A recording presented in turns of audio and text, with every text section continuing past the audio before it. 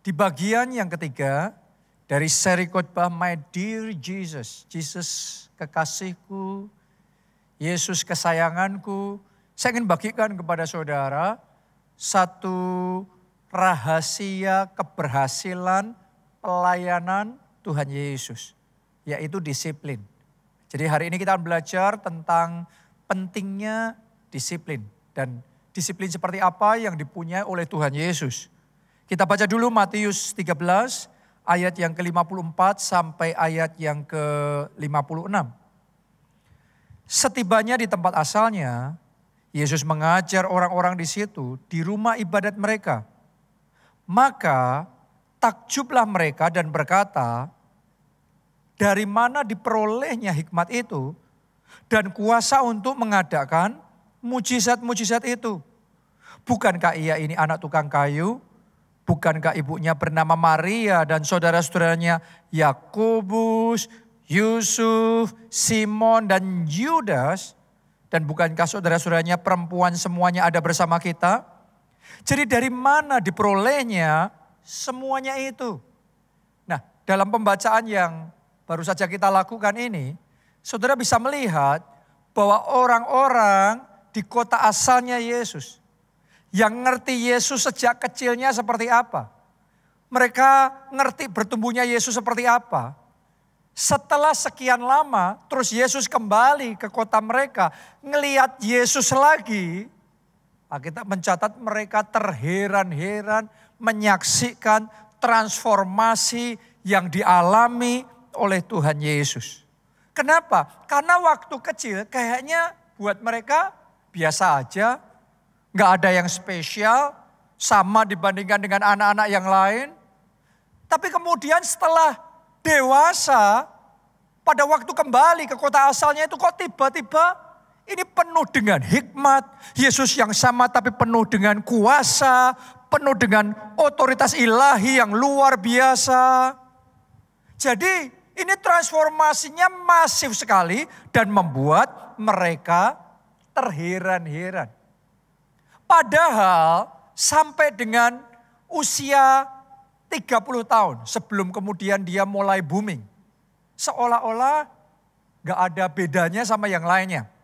Seolah gak ada tanda-tanda bahwa Yesus bakal jadi orang besar. Dan semuanya itu terjadi bukan karena Tuhan Yesus bermalas-malasan, tetapi memang karena belum waktunya. Jadi Tuhan Yesus tuh ngerti ya, waktunya. Kapan sudah tiba kairosnya, momennya Allah bekerja di dalam kehidupannya. Jadi Yesus ngerti, bahkan pada waktu dia ada di perjamuan kawin di Kana, ibunya suruh dia untuk bantu supaya mempelai yang kehabisan anggur itu bisa tertolong. Yesus jawabannya belum waktunya. Jadi ternyata Yesus tuh tahu bahwa segala sesuatu ada waktunya. Ada momennya. Ada kairosnya.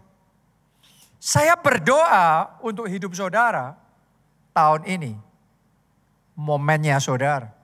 Tahun ini kairosnya Tuhan akan bekerja dengan dahsyat dan luar biasa lebih dibandingkan tahun-tahun yang sebelumnya di dalam kehidupan saudara. Karena itulah yang dialami Yesus.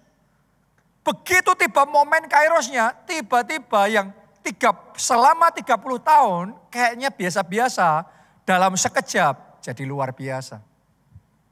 Itu juga yang dialami oleh Yusuf. Yusuf itu dipromosikan menjadi Perdana Menteri Mesir umur 30 tahun. Artinya waktu umur 29 tahun Yusuf masih jadi narapidana. Yusuf masih di penjara. Orang gak bisa ngelihat apa-apa. Gak ada masa depan terang di dalam kehidupan Yusuf. Tapi begitu tiba momennya Tuhan, begitu kairos Tuhan datang, Yusuf yang sama tiba-tiba jadi luar biasa. Daud juga sama. Daud diangkat jadi raja umur 30 tahun. Jadi dengan kata lain, waktu umur 29 tahun Daud itu masih pelarian. Dia masih terlunta-lunta, dikejar-kejar oleh Saul. Dia masih ada di gua Adulam. Hidupnya masih tidak menentu, gak jelas masa depannya. Tapi yang luar biasa, dalam keadaan yang seperti itu, begitu tiba waktunya, dalam sekejap perubahan terjadi. Itu Kairos, itu momennya Tuhan. Dan saya berdoa tahun ini Kairos Tuhan datang dalam hidup saudara. Dan ketika Kairos itu datang, tiba-tiba perubahan terjadi. Tiba-tiba lompatan dahsyat terjadi. Tiba-tiba transformasi besar Anda alami di dalam kehidupan saudara. Ini sama seperti pohon bambu Cina. Anda pernah dengar kisahnya apa tidak? Ternyata saudaraku, masa pertumbuhan pohon bambu Cina ini yang menentukan adalah di tahun kelima. Karena selama 5 tahun pertama, pertumbuhannya kayak pelan banget. Pertumbuhannya kayak biasa banget. Bukan berarti dia nggak bertumbuh. Tapi akarnya yang bertumbuh ke dalam. Ya, tetapi yang kita lihat di atas permukaan tanah, paling cuma beberapa puluh sentimeter selama 5 tahun. Coba Anda renungkan itu. Yang luar biasa, di tahun kelima, tiba-tiba kayak Kairos Tuhan datang untuk pohon bambu Cina ini. Dan tiba-tiba dia masuk di dalam satu masa pertumbuhan yang mengagetkan luar biasa. Dalam setahun saja, ketinggian yang tadinya cuma beberapa puluh sentimeter, tiba-tiba bisa naik sampai beberapa puluh meter, sampai 30 meter. Dan itu mencengangkan, itu mengagetkan, itu satu transformasi yang luar biasa. Oh, saya berdoa tahun ini momennya transformasi Tuhan kerjakan dalam hidup kita. Ini tahunnya Kairos Tuhan buat gereja kita ngalami lompatan besar, ngalami great multiplication yang luar biasa. Saya berdoa ini tahunnya Anda diangkat, dipromosikan dan mengalami ekspansi yang luar biasa, promosi dan terobosan yang dahsyat di dalam kehidupan saudara. Siapa yang mau ngalami Kairos yang dari Tuhan? Siapa yang mau ngalami momen Tuhan datang di dalam kehidupan saudara? Transformasi yang luar biasa. Kuncinya adalah disiplin. Nah, kadang-kadang sebagian orang nggak ngerti. Buat sebagian orang yang namanya Kairos Tuhan datang tiba-tiba tanpa ngapa-ngapain. Jadi cuma bermalas-malasan, nanti kalau sudah waktunya Tuhan kan jadi sendiri. Orang yang seperti itu seumur hidupnya tidak akan mengalami Kairos dari Tuhan. Karena Kairos dari Tuhan tidak datang untuk orang yang malas. Kairos dari Tuhan akan datang untuk orang-orang yang punya disiplin tinggi. Karena itu saya berdoa semua jemaat keluarga Allah, saudara semua yang mendengarkan firman Tuhan ini secara online, dimanapun Anda berada, ayo tingkatkan disiplin saudara. Karena hanya orang-orang yang punya disiplin yang tinggi akan dapat Kairos yang daripada Tuhan. Kalau saudara disiplinnya besar, maka transformasimu juga besar. Kemenanganmu juga besar. Lompatanmu juga besar. Tapi kalau saudara disiplinnya kecil, jangan heran. Kalau kemenangannya kecil, transformasinya, kemajuannya kecil. Kalau nggak ada disiplin, nggak ada perubahan, nggak ada transformasi. Itu sebabnya saya ingin ajak kita semua, ayo ambil komitmen mulai dari sejak sekarang. Tingkatkan disiplin. Semuanya katakan tingkatkan disiplin. Kita harus jadi pribadi yang punya disiplin yang tinggi. Karena disiplin yang tinggi itu yang akan membawa impian menjadi realita. Karena disiplin yang tinggi itu yang akan membuat hidup kita jadi produktif. Hidup kita jadi berbuah. Ada hasil yang nyata dari perjuangan kita melalui disiplin yang tinggi. Disiplin yang tinggi akan membuat skill kita bertambah tajam. Ya, kemampuan kita bertambah kapasitasnya. dan segala sesuatu dalam hidup kita akan berkembang. Semuanya itu terjadi melalui yang namanya disiplin. Melalui disiplin kita akan naik level. Melalui disiplin kita akan mengalami upgrade di dalam segala aspek kehidupan kita. Kuncinya disiplin. Miliki disiplin. Ayo kita belajar dari Rasul Paulus seperti apa dia membangun disiplinnya sampai-sampai pelayanan Rasul Paulus ini mendunia. Pelayanan Rasul Paulus ini dampaknya dahsyat sekali. Melalui hidupnya Injil diberitakan dari Yerusalem, Yudea, Samaria sampai ke ujung bumi. Kita baca 1 Korintus 9 ayat yang ke-27. Tetapi aku melatih tubuhku dan menguasainya seluruhnya. Ini disiplin ya. Disiplin itu perlu dilatih. Disiplin itu diri kita perlu dikuasai seluruhnya. Bukan cuma hal tertentu. Tapi seluruhnya under control. Itu adalah disiplin. Supaya sesudah memberitakan Injil kepada orang lain. Jangan aku sendiri ditolak. Ayat yang sama ini saya ingin bacakan buat saudara. Dalam Alkitab bahasa Inggris. Versi The Message. Ya, saya ingin bacakan ayat 26 dan 27. Jadi 2 ayat ya. Ditulis begini. I don't know about you, but I am running hard for the finish line.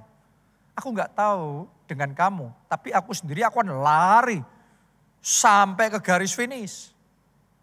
I'm giving it everything I've got. Aku akan mengerahkan semua yang aku bisa lakukan. Itu disiplin saudaraku.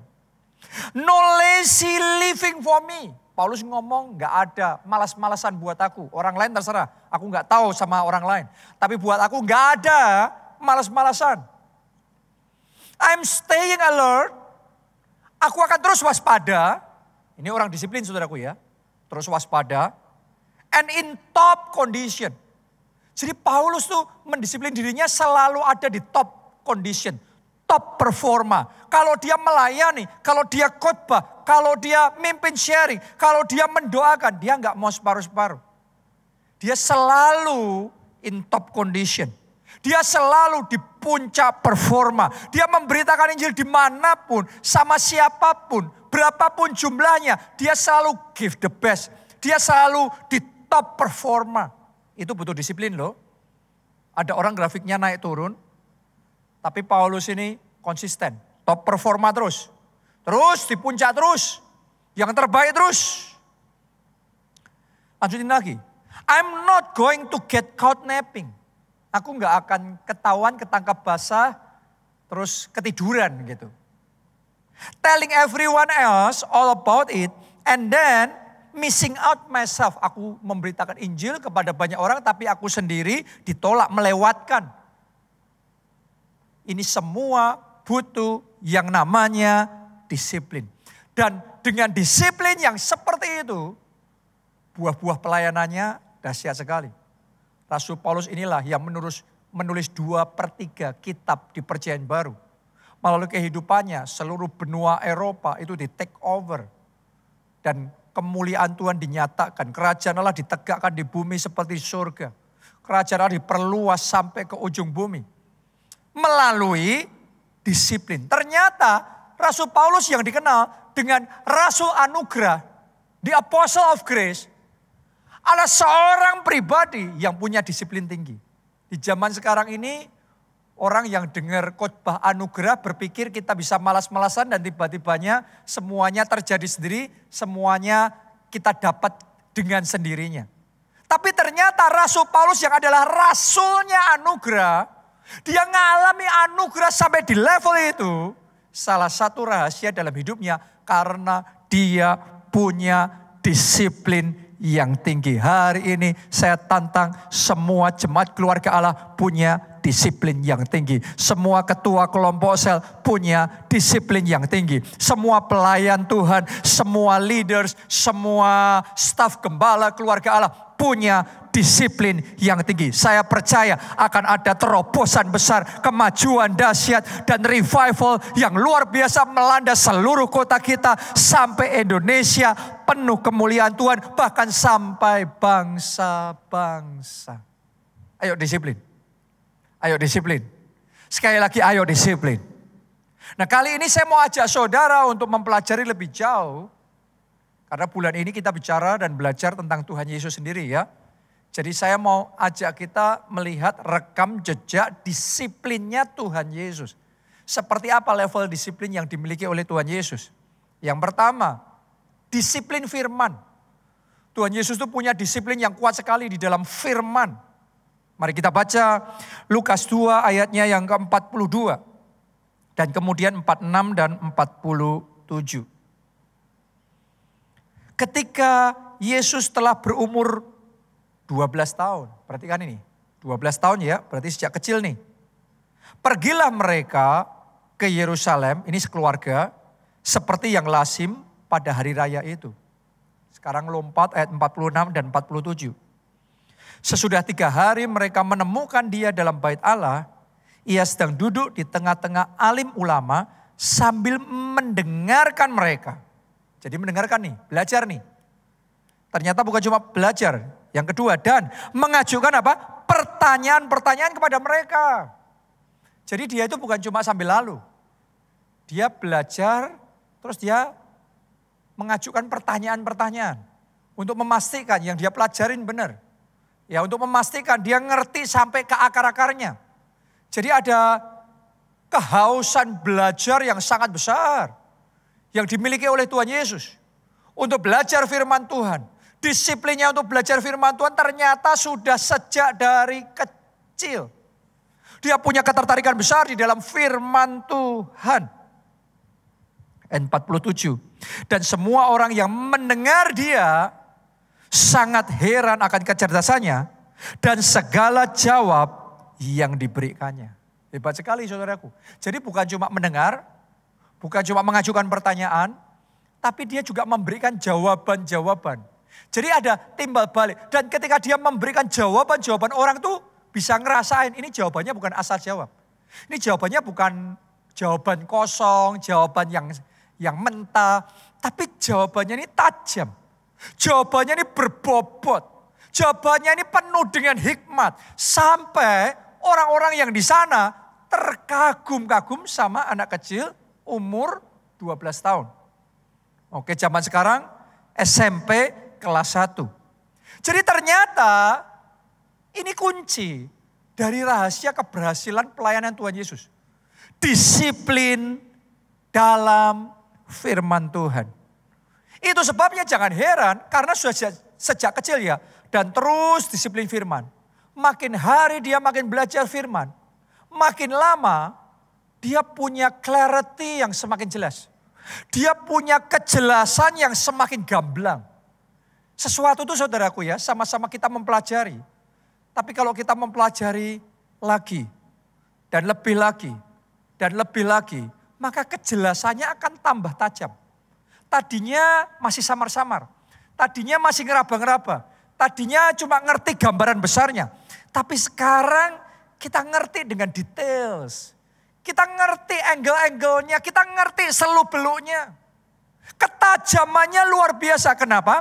Karena disiplin firman. Itu yang dialami oleh Tuhan Yesus. Dia punya kejelasan yang luar biasa. Itu yang menjadi alasan kenapa Tuhan Yesus tahu benar arah yang Allah mau di dalam kehidupannya. Dia tahu rencana Allah dengan jelas. Dia ngerti direction yang harus dia ambil. Dia enggak coba-coba. Dia tahu rumus pastinya. Dia tidak menyimpang ke kanan, tidak menyimpang ke kiri. Hikmatnya sangat tajam. Dia sangat kuat sekali. Dia tahu apa yang harus dilakukannya dan bagaimana cara melakukannya. Itu semua kejelasan dia temukan karena disiplin firman yang sangat kuat di dalam kehidupannya. Itu sebabnya pelayanannya berdampak besar dan pelayanannya berbuah luar biasa sampai orang-orang di kota asalnya yang sudah lama gak ketemu dia. Begitu ketemu, tadi kita baca, mereka terheran-heran. Ini luar biasa sekali. Hikmat itu gitu saudaraku. Hikmat itu kita belajar sekarang, kita belajar kayaknya gak langsung. Tapi over the time, melewati sekian waktu, tiba-tiba itu perubahannya bisa huge sekali. Bisa besar sekali. Jadi hari ini, saya ingin ajak saudara, jangan meremehkan lagi. Ayo disiplin firman. Semuanya katakan disiplin firman. Semuanya katakan saya harus disiplin firman. Sementara Anda disiplin firman, nanti Anda akan lihat firman Allah semakin tertanam. Clarity, kejelasan saudara akan semakin tajam. Anda dalam hidup ini gak coba-coba lagi. Dalam membangun keluarga, di dalam membangun pekerjaan, keuangan, di dalam membangun pelayanan, dan di dalam setiap aspek hidup saudara. Anda tahu apa yang diajarkan firman Tuhan. Anda melangkah dengan mantap. Iman saudara kokoh menuju firman yang Anda yakini dengan sungguh-sungguh. Tertanam dalam hidup saudara. Dan karena itu Anda akan mengalami terobosan dan kemenangan besar di dalam kehidupan saudara. Saya sendiri juga meningkatkan disiplin firman di dalam kehidupan saya. Setiap hari, setiap pagi dan malam, saya mengisi diri saya dengan firman Tuhan. Ya, jadi bukan cuma sesekali ya, tapi setiap pagi dan malam saya mendisiplin diri saya, mengisi diri saya dengan firman Tuhan. Saya mencharge pikiran saya dengan firman yang berisi hikmat. Untuk apa? Untuk membukakan pikiran saya. Untuk membuat saya jadi tahu nih, apa yang harus saya lakukan, apa yang Tuhan mau saya kerjakan. Terus untuk mengatasi masalah seperti ini, caranya gimana? Saya belajar dari firman. Untuk membalikkan keadaan gimana caranya? Untuk supaya bisa mengalami kemenangan, jalan untuk menang seperti apa? Saya pelajari satu persatu, tiap hari. Biasanya material utama tentunya Alkitab. Tapi juga saya belajar tiap hari hal-hal, material, konten, buku yang sejalan dengan firman Tuhan. Additionalnya. Ya, tapi main utamanya firman dan itu tiap hari. Jadi tiap pagi sebelum saya sibuk ngelakuin yang lain. Ya setelah saya doa, saya bersekutu sama Tuhan. Saya juga mencharge pikiran saya dengan firman. Terus saya belajar. Jadi tiap pagi selalu ada progres, ada peningkatan dalam level hikmat, level pikiran. Dan itu akan sangat membantu sepanjang hari produktivitas saya di dalam pelayanan, di dalam pekerjaan meningkat dengan drastis. Kenapa? Karena ada firman Tuhan. Itu sebabnya buat saudara yang saat ini menghadapi masalah di dalam kesehatan saudara. Charge diri saudara, isi diri saudara dengan firman tentang kesehatan. Anda yang mengalami masalah dengan keuangan, Anda belajar tuh Alkitab, firman Tuhan, prinsip-prinsip keuangan Alkitabiah.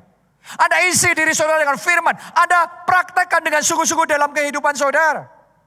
Anda yang mengalami masalah di dalam pernikahan, di dalam keluarga, saudara belajar dari firman Tuhan, gimana untuk mengatasi masalah, konflik, suami istri, gimana untuk bisa membangun kesatuan di dalam keluarga. Belajar tuh dari firman. Karena itu kunci segala sesuatunya. Kalau saudara belajar dari firman, nanti akan melihat buah-buah firman Allah itu ya dan amin. Anda akan melihat yang tadinya bermasalah, sekarang ada jalan keluar. Yang tadinya pintu-pintu tertutup, sekarang pintu-pintu akan terbuka. Tiba-tiba ada terobosan terjadi, ada mujizat terjadi, ada pembalikan keadaan, ada solusi yang Anda dapatkan. Karena itu, isi diri saudara, charge diri saudara dengan firman tiap hari. Caranya gimana? Simple, mulai dengan baca Alkitab. Baca 1-3 pasal tiap hari. Jangan lupa dengarkan juga khotbah-khotbah dari gereja kita. Ya, dari Pak Obaja, dari saya, dari Pastor Nita. Saudara bisa ngisi itu. Oke, terus kemudian sementara Anda belajar itu, Anda pikirkan. Anda renungkan dan dalami firman. Karena firman yang sama yang Anda terima ini, kalau sekilas lalu, sama Anda pikirkan lagi. Anda dalami lagi, Anda renungkan lagi. Level perenungan dan pemikiran saudara terhadap firman yang Anda dengarkan atau Anda baca, itu menentukan level hikmat yang Anda dapatkan, level clarity, kejelasan yang Anda punya di dalam kehidupan saudara. Jadi bobotnya beda. Ngertinya sama, tapi bobotnya beda, kelasnya berbeda. Ditentukan oleh level perenungan kita, level pemikiran kita akan firman Tuhan itu. Jangan lupa, saudara minta Roh Kudus mengurapi firman yang Anda pelajari dan membukakan pengertian-pengertian serta memberikan rema di dalam kehidupan saudara. Jangan lupa juga, Anda dapat sesuatu dari firman yang Anda pelajari, Anda catat itu. Anda catat, karena dicatat dan tidak dicatat pasti hasilnya beda. Saudara catat untuk apa? Anda kerjakan. Tentunya catat untuk jadi memori juga. Tetapi yang penting adalah dikerjakan. Jadiin checklist. Firman Tuhan itu bukan cuma untuk dipahami, diketahui. Tapi dikerjakan. Jadikan itu checklist dalam hidup saudara untuk Anda kerjakan. Aplikasinya seperti apa? Dan disiplin firman seperti itu siang dan malam. Saya mau katakan sama saudara, engkau akan mengalami kuasa firman itu nyata dalam kehidupan saudara. Dan kemudian jadilah saksi Kristus. Biarlah melalui kesaksian saudara, banyak orang lain juga dibangun imannya. Banyak orang lain juga mengalami terobosan dahsyat di dalam kehidupannya. Oke, itu yang pertama. Disiplin firman. Yang kedua, Tuhan Yesus punya disiplin doa puasa yang luar biasa. Ini alasan kenapa dia mengalami perubahan sampai membuat tetangga-tetangganya zaman dulu terheran-heran. Kok perubahannya fantastis sekali. Kuncinya disiplin doa puasa. Ayo kita baca Markus 1 ayatnya yang ke-35. Pagi-pagi benar, waktu hari masih gelap, ia bangun dan pergi keluar, ia pergi ke tempat yang sunyi. Perhatikan apa yang Yesus lakukan. Dan apa? Berdoa di sana. Anda harus ngerti, malam sebelumnya Yesus itu pelayanan seharian full. Pagi sampai malam melayani begitu banyak orang. Doain begitu banyak orang. Nyembuhin begitu banyak orang. Ngusir setan dan membawa kelepasan sama begitu banyak orang. Anda kalau sudah kayak gitu, seharian full sampai malam, pasti besoknya badan itu rasanya capek dan kepinginnya istirahat. Nah, Anda harus ngerti konteksnya ayat yang kita baca ini dalam kondisi tubuh yang kayak gitu dicatat pagi-pagi benar. Bukan siang loh ya. Pagi-pagi benar. Waktu hari masih gelap. Jadi matahari belum terbit nih. Tapi Yesus sudah bangun, pergi keluar, ia pergi ke tempat yang sunyi dan berdoa di sana. Berdoa di sana. Sebelum ngelakuin apa-apa yang lain. Yesus bangun lebih pagi. Dia berdoa di sana. Dalam keadaan tubuh yang capek. Dalam keadaan tubuh yang kepengennya tidur sebentar lagi. Tapi Yesus mendisiplin tubuhnya begitu rupa. Dia taruh itu under control. Sehingga Yesus bisa berdoa. Ini disiplin nih. Pertanyaan saya buat kita semua. Seberapa disiplin kita dalam berdoa? Kadang-kadang kita berdoa kalau mood di hati. Kita berdoa kalau waktunya pas. Kita berdoa selagi ada waktu. Tapi Yesus, dia membuat doa itu jadi prioritas yang utama di dalam kehidupannya. Karena itu jangan heran, hasilnya luar biasa. Hasil doa itu saudaraku ya, kuasa Allah akan meningkat dengan drastis. Jadi ini yang membedakan pengetahuan dengan doa.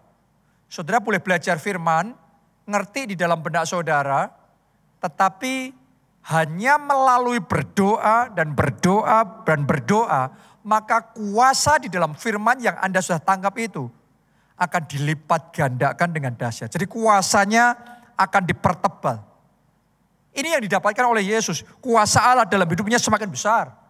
tenaga ilahi yang ada dalam tubuhnya semakin besar, semakin berlimpah-limpah.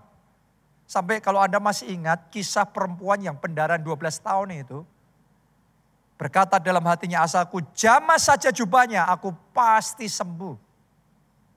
Dan begitu dia jamah jubah Yesus, Alkitab mencatat begini, ada tenaga yang keluar dari tubuh Yesus mengalir, masuk dan menyembuhkan perempuan tersebut. Tenaga itu saudaraku, kuasa Allah yang dihasilkan melalui disiplin doa. Ada banyak orang Kristen tahu doa orang benar bila dengan yakin didoakan besar kuasanya. Tetapi kenapa nggak ada kuasanya di dalam doanya? Sederhana, disiplinnya yang rendah. Disiplin yang rendah membuat doamu tidak berkuasa. Tapi disiplin doa yang tinggi membuat doa Yesus penuh dengan kuasa. Mulai hari ini saya ingin tantang saudara. Ayo disiplin. Disiplin dalam doa. Disiplin doa buat orang Kristen sama seperti disiplin fisik, disiplin latihan, olahraga buat atlet. Nah itu sama saudaraku. Atlet yang sama dengan disiplin yang beda, performanya pasti beda. Prestasinya berbeda. Bakatnya sama, potensinya sama, disiplinnya rendah, ambles dia. Tetapi disiplinnya tinggi, naik dia. Performanya tinggi dia. Jadi hari ini saya ingin ajak saudara jangan banyak manja, jangan banyak kompromi. Ayo mulai disiplin. Karena kadang-kadang yang membedakan dalam hidup kita bukan pengetahuannya. Seringkali yang membedakan disiplinnya. Disiplinnya. Disiplinnya. Ada yang ngomong sukses itu 1% pengetahuan, 99% keringat. Disiplin. Disiplin. Disiplin itu yang membedakan. Doa kita sudah tahu besar kuasanya. Tapi seberapa besar ditentukan sama disiplin doanya. Buat atlet juga sama. Disiplin latihannya. Disiplin fisiknya. Disiplin olahraganya menentukan prestasinya sejauh mana. Kalau disiplinnya tinggi, dia bisa jadi juara. Tapi sebaliknya, sudah jadi juara pun, disiplinnya mulai dilonggarin, serampangan, sembarangan karena merasa sudah top. Yang kayak gitu tinggal tunggu waktu, pasti turun dia. Dari pecundang, dari juara, jadi pecundang dia. Sudah lihat, zaman itu ya, petinju kelas berat dunia yang paling terkenal adalah Mike Tyson. Kenapa? Karena dia memang terkenal dengan latihan keras dan dedikasi yang luar biasa di dalam berlatih. Disiplinnya sangat tinggi. Karena itu very powerful. Sehingga dia bisa menjadi juara dunia yang tidak terkalahkan.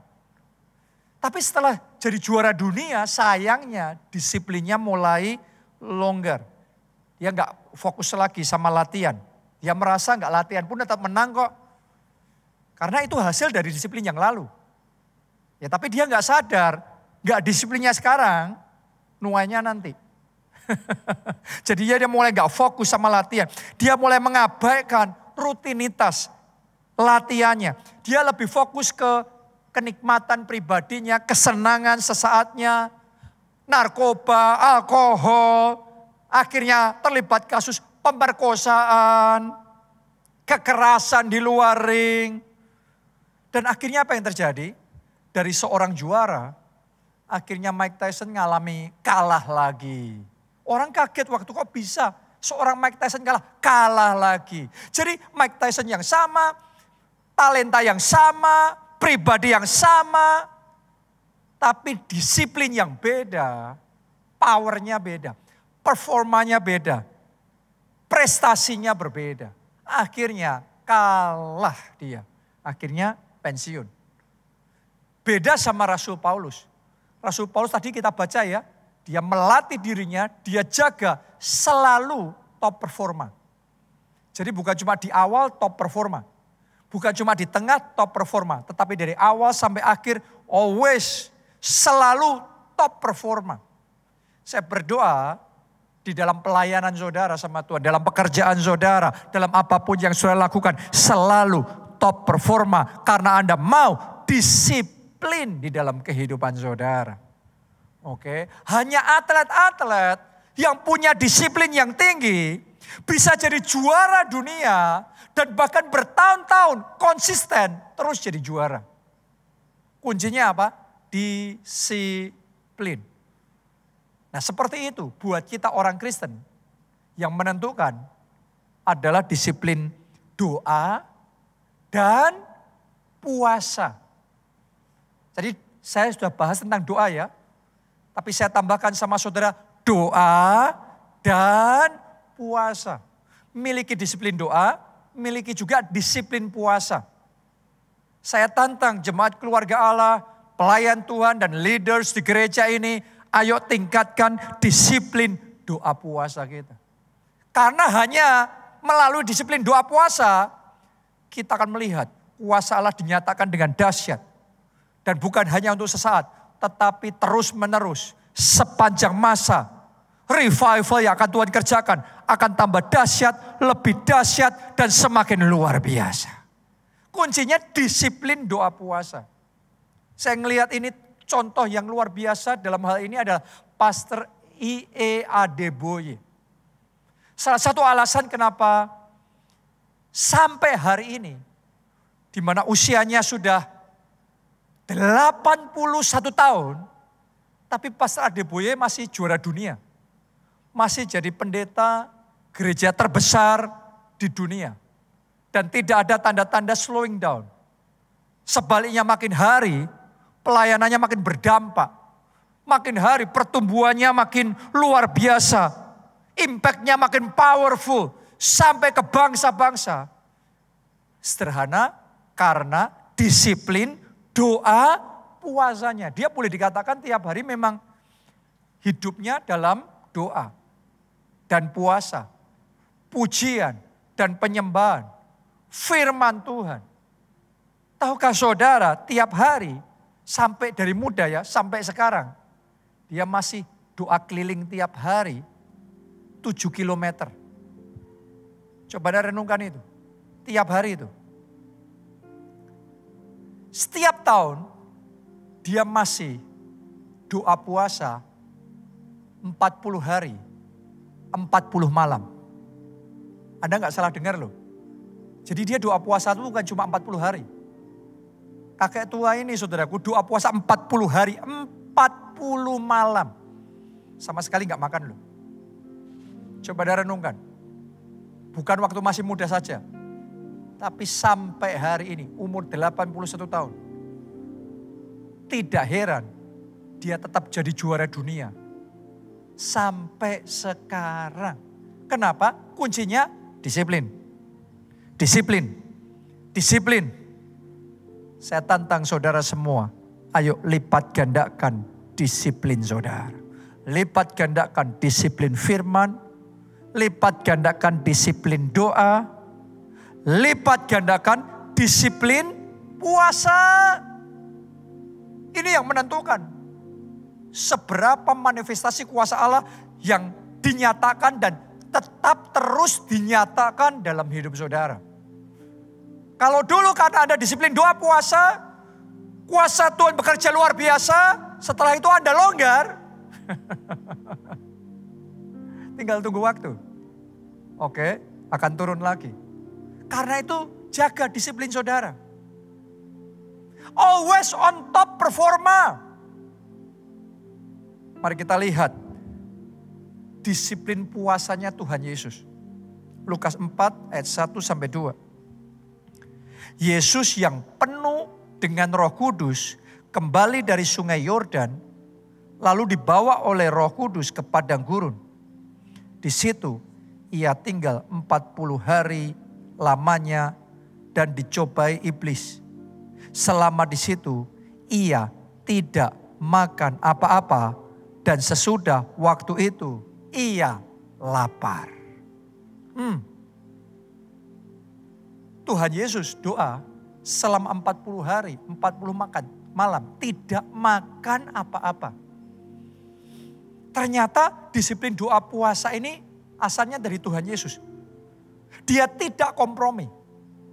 Bahkan kalau Anda pelajari dengan jelas, sudah di hari ke-40 pun, itu hari terakhir loh. Untuk dia doa puasa. Dia nggak kompromi. Belum waktunya buka puasa, iblis goda-goda, nawarin untuk buka puasa sedikit lebih awal. Yesus say no. Itu disiplin, butuh disiplin.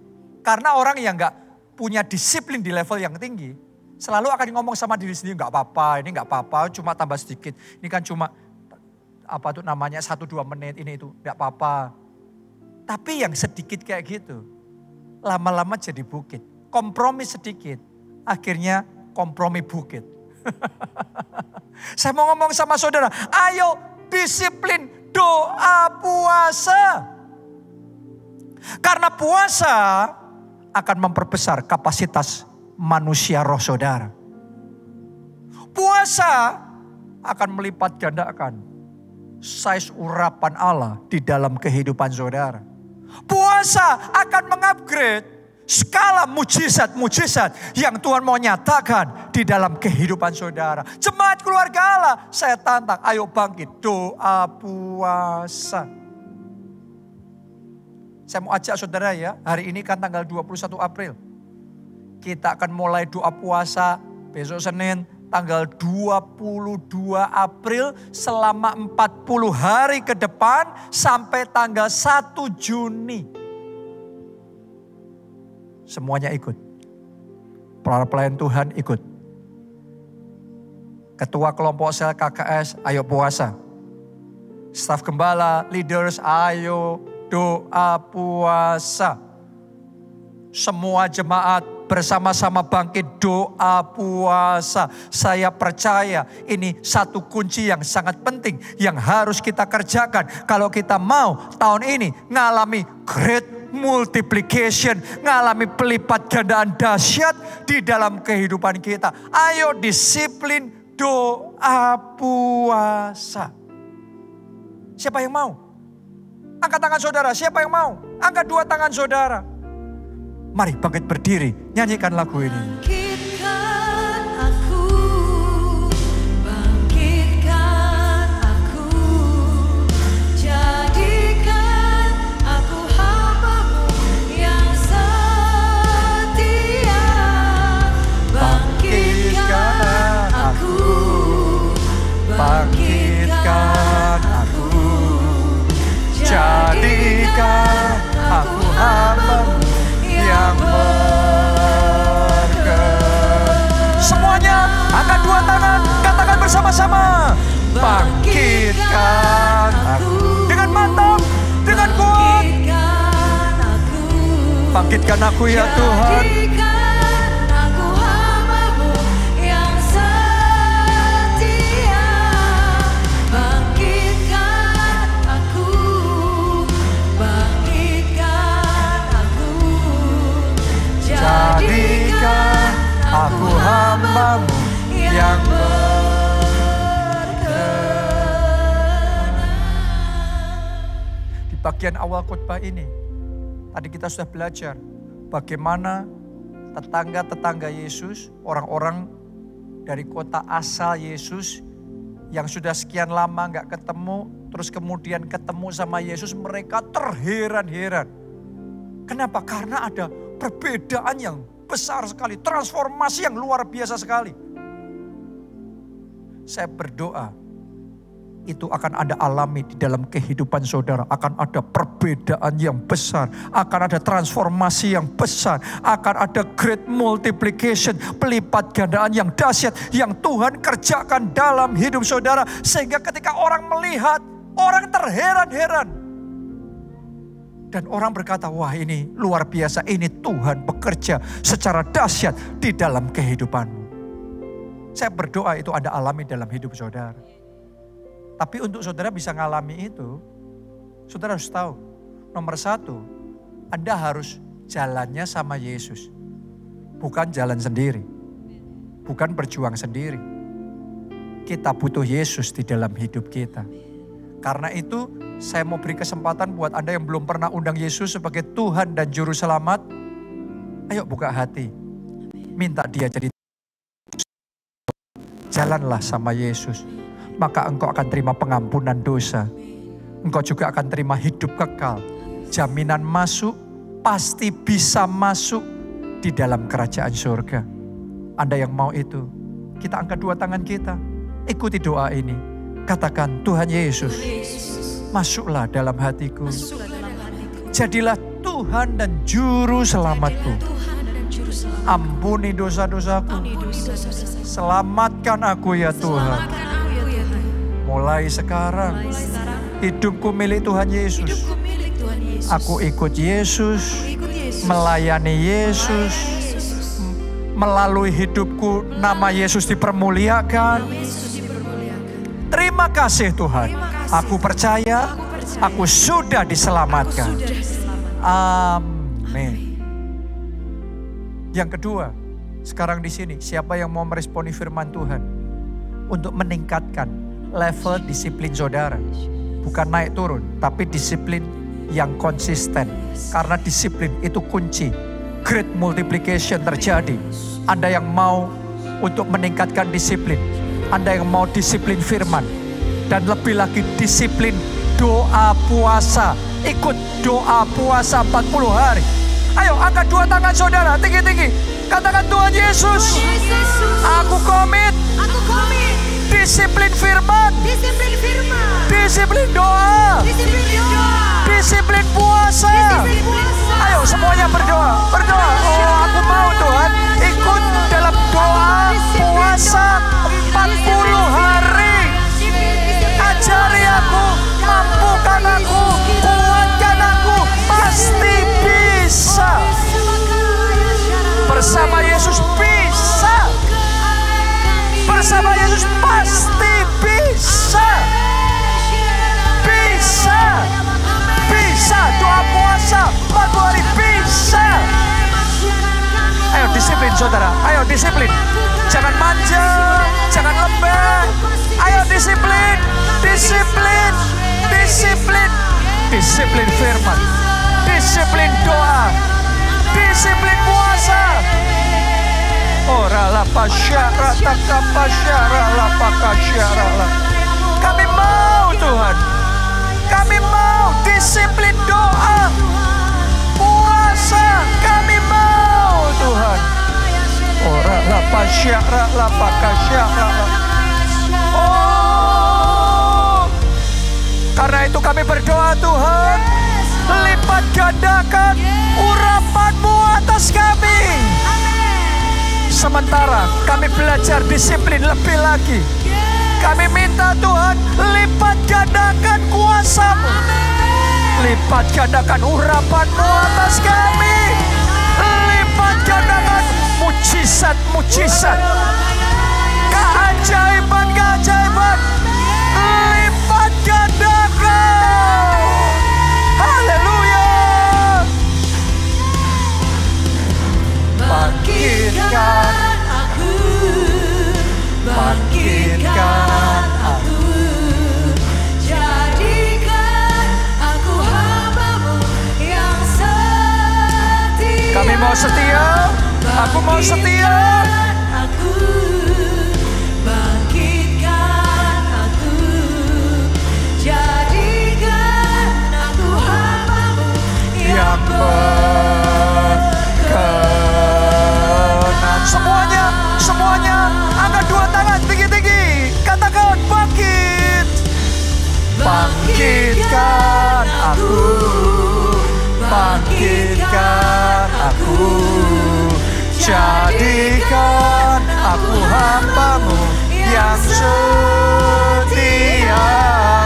Bangkitkan aku, bangkitkan aku, jadikan aku hamba-Mu yang berkenan.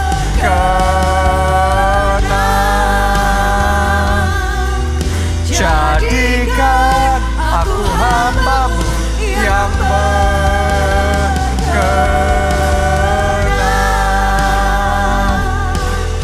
Jadikan aku hamba-Mu yang berkenan.